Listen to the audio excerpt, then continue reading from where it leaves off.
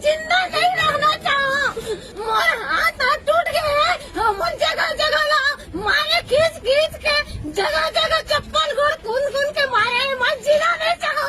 ए सरकार लो, जब सरकार लो मैं अपन वोट दे, अपन हक दे, दिल में अपन बलिदान दे। ए सरकार, ए प्रशासन मारने के लिए, मोर पर गोली चलाने के लिए, हुक्म चलाने के लिए बोले हुआ।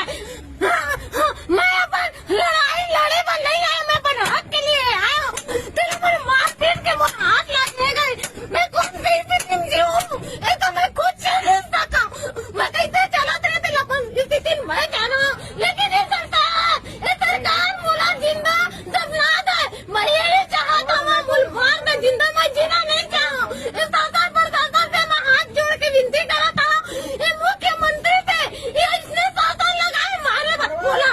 मैं अपन जान दे, मैं जीत नहीं रहा। देखो यार, दिव्यांग आज अपने हक की लड़ाई लड़ने के लिए गया था, लेकिन एक 90 या 100% दिव्यांग हाथ को छोड़ दिया गया और खून के आंसू रुलाने जा रहा है।